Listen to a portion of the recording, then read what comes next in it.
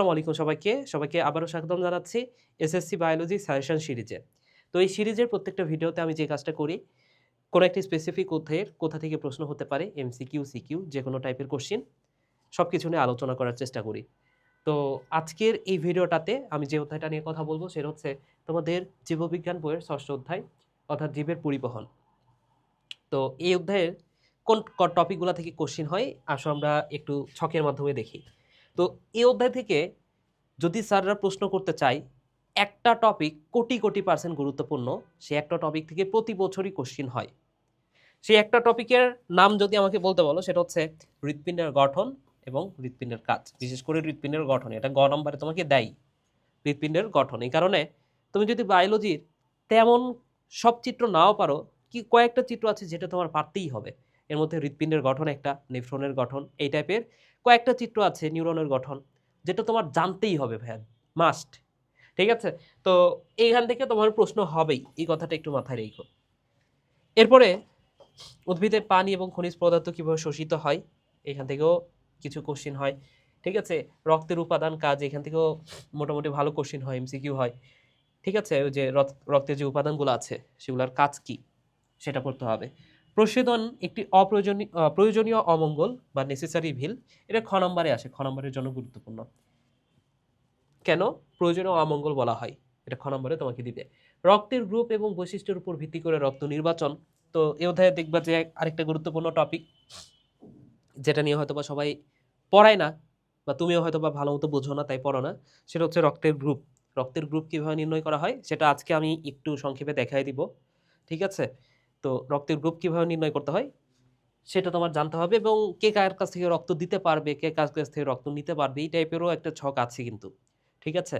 তো প্রশ্ন যে অনেক আসে এমন বলবো না, কিন্তু একদমই যা আসে না এটাও বলা যাবে না। ঠিক আছে? প্রশ্ন আসে এখান থেকে। আচ্ছা, মানবদেহে রক্ত সঞ্চালন কার্যক্রম, তো হৃৎপিণ্ডের পড়লে তো এটা তো পড়তেই হচ্ছে, সঞ্চালন, রক্তের সঞ্চালন। এরপর হৃৎপিণ্ড সংক্রান্ত রোগ, এটাও হৃৎপিণ্ড রিলেটেড যেহেতু, এটাও গুরুত্বপূর্ণ। রক্তদানের নিয়মাবলী, আচ্ছা গুরুত্বপূর্ণ টপিকগুলো এখানে দেয়া আছে, দেখবা। এই যে পানি, খনিজ লবণ পরিবহন, পানি পরিবহন তো আমরা দেখছি জাইলেমের মাধ্যমে, এবং পানির সাথে খনিজ লবণও থাকে। তো এই অধ্যায়েও হালকা পাতলা আলোচনা আছে, সেটা একটু দেখবা। ঠিক আছে? এরপরে রক্ত সঞ্চালনের রক্তচাপের ভূমিকা, আদর্শ রক্তচাপ, কোলেস্টেরল, এগুলা থেকে অল্প অল্প করে কোশ্চিন হয়, এমসিকিউ হয়।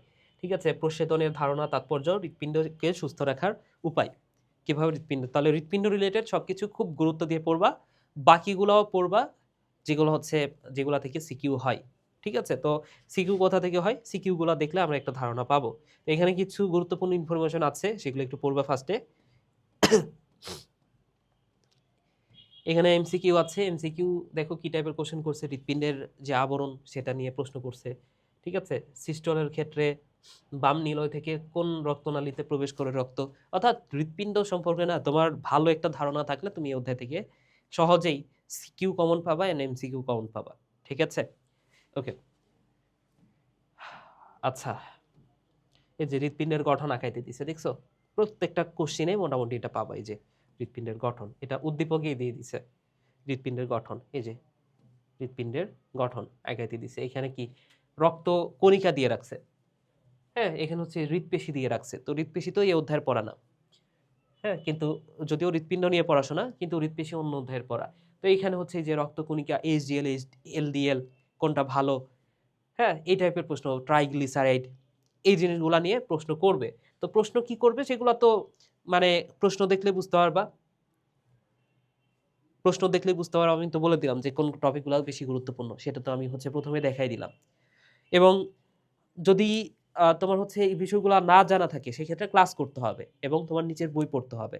ঠিক আছে? তো ক্লাসের জন্য তুমি যে কাজটা করতে পারো, হালকেস্টাইন ইনফিনিটি স্কুলের যে একাডেমিক কোর্স আছে, একাডেমিক কামব্যাক কোর্স এখন আছে। সো ওই কামব্যাক কোর্সে তুমি এনরোল করতে পারো। আচ্ছা, এখন আসো আমি মেন পড়াটাতে চলে যাই। আমি যদি জাস্ট কিছু না পড়ায় দিই, আমি যদি জাস্ট কথা বলি, তাহলে তোমার খুব একটা উপকার হবে না। এই ভিডিওটা যেহেতু তুমি দেখতেছো, তোমাকে সামান্য একটু পড়ায়ে দিই, সেটা তোমার জন্য বেশি উপকারে আসবে। ঠিক আছে? তো রক্তের গ্রুপ, এটা যারা বোঝো না তাদের জন্য ছোট্ট করে একটু বলে দিই। দেখো, একটা চিত্র আঁকাবো, এটা কি তোমার বলতে হবে, বলো তো এটা কি? এটা দেখতে বাদামের মতো মনে হচ্ছে, তাই না? এটা এইটা এটা হচ্ছে একটা ভাইয়া আরবিসি। আরবিসি দেখতে কেমন জানো? এই যে অ্যালপেনলিবে চকলেট খাইছো না, অ্যালপেনলিবের চকলেটের মতো। অ্যালপেনলিবের চকলেট কি গোলাকার, প্রথম কথা হচ্ছে গোলাকার, উপর থেকে দেখলে তোমার কাছে মনে হবে গোল, কিন্তু মাঝখানের দিকে একটু চ্যাপ্টা থাকে, মাঝখানের দিকে একটু কি থাকে ভাইয়া, চ্যাপ্টা থাকে, অর্থাৎ দ্বি অবতল, দুই দিকে অবতল। তুমি যদি সাইড থেকে দেখো তাহলে বুঝতে পারবা যে এই দিকে একটু গভীর, এইদিকে একটু গভীর, আর এই দুই পাশ হচ্ছে একটু মোটা, তাহলে দ্বি অবতল বলা হয়। আরবিসি দেখতে কেমন ভাইয়া? এটা হচ্ছে দ্বি অবতল। কেমন ভাইয়া? দ্বি অবতল, দ্বি অবতল বলা হচ্ছে। এখন এই আরবিসির প্রাচীরে না কি থাকে জানো? এই আরবিসির প্রাচীরে এখানে অ্যান্টিজেন থাকে। ধরে নাও এখানে অ্যান্টিজেনটার নাম হচ্ছে এ, তাহলে ব্লাড গ্রুপটা হবে এ। এখানে যদি অ্যান্টিজেন এ হয়, ব্লাড গ্রুপ কি হবে? ব্লাড গ্রুপ, ব্লাড গ্রুপটা হবে এ। অ্যান্টিজেন এ না হয়ে যদি অ্যান্টিজেনটা বি হয়, ব্লাড গ্রুপ কি হবে? ব্লাড গ্রুপ হবে, ব্লাড গ্রুপ হবে বি। যদি এ বি অ্যান্টিজেনটাও আছে, এ অ্যান্টিজেনটাও আছে, তাহলে ব্লাড গ্রুপ কি হবে? বুঝতেই পারতেছো, এবি, এবি। এন্ড আরেকটা ব্লাড গ্রুপ হচ্ছে ও। আরেকটা ব্লাড গ্রুপ মানে কি ভাইয়া বলতো? আরেকটা ব্লাড গ্রুপ হচ্ছে ও। এখন তোমার কাছে মনে হতে পারে যে ভাইয়া এ থাকলে তো এ, বি থাকলে বি, এবি থাকলে এবি, এখন ও ব্লাড গ্রুপ, তার মানে কি ও অ্যান্টিজেনটা থাকবে। এগুলো কিন্তু অ্যান্টিজেন, ঠিক আছে? তাহলে এগুলো কি ভাইয়া? এগুলো হচ্ছে অ্যান্টিজেন। এগুলো কি? এগুলো হচ্ছে অ্যান্টিজেন। তাহলে তোমার কাছে মনে হতে পারে যে ভাইয়া ব্লাড গ্রুপ ও, তার মানে এখানে অ্যান্টিজেনটা হচ্ছে ও।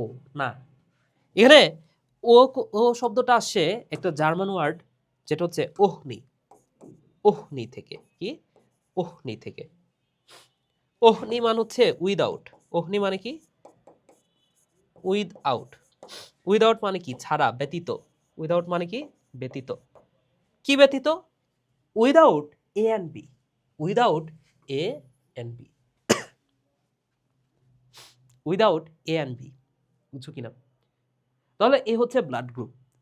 এখন তোমার কাছে মনে হতে পারে যে হ্যাঁ, পজিটিভ নেগেটিভের একটা বিষয় আছে। পজিটিভ নেগেটিভ কখন? তো বিষয়টা হচ্ছে, দেখো এখানে আরো এক ধরনের অ্যান্টিজেন থাকে যার নাম হচ্ছে আরএইচ। আরএইচ ফ্যাক্টর বলে। যদি আরএইচ থাকে, ধরে নাও কোন একটা ব্লাড গ্রুপে, কোন একটা ব্লাড গ্রুপে এ আছে আর এইচ আছে, তাহলে সেটাকে আমরা বলবো এ পজিটিভ। এ আছে আর এইচ নাই, এ নেগেটিভ। ধরে নাও এ নাই, বি আছে আর এইচ আছে, বি পজিটিভ। বি আছে আর এইচ নাই, বি নেগেটিভ। এও আছে, বিও আছে, আর এইচও আছে, এ বি পজিটিভ। এ আছে, বি আছে, আর এইচ নাই, A B negative. A B নাই, অনলি আর এইচ আছে, আর এইচ আছে, ও পজিটিভ, কিছুই নাই, ও নেগেটিভ। মানে এ হচ্ছে বিষয়, রাইট? এ হচ্ছে বিষয়। আশা করি বুঝাইতে পেরেছি, আশা করি তোমরাও বুঝতে পেরেছো। ওকে, তাহলে এই ছিল ছোট্ট একটা কনসেপ্ট। তো আমি ভাবলাম যে আমি যদি জাস্ট এভাবে কোশ্চেনগুলো দেখাই, তো সেক্ষেত্রে 20-25 মিনিট সময় লাগে তো, তাই না? তো তুমি একটা কাজ করো, তোমার একটা টাস্ক, সেটা হচ্ছে তুমি এই পিডিএফটা ডাউনলোড করবা আজকে। পিডিএফটা তুমি পড়বা, এমসিকিউগুলো পড়বা। এই অধ্যায়টা ফার্স্টে পড়ে নিবা, একটা ক্লাস প্রয়োজনে করে নিতে পারো, তারপরে এমসিকিউ সিকিউ পড়বা এবং গুরুত্বপূর্ণ ইনফরমেশন কি কি আছে এর মধ্যে থেকে, মানে কোন প্রশ্নগুলো বেশি বেশি পরীক্ষায় দেয়, সেটা এখান থেকে তুমি একটা নোট করে ফেলবা যে এই প্রশ্নগুলো বারবার আসতেছে, ঠিক আছে?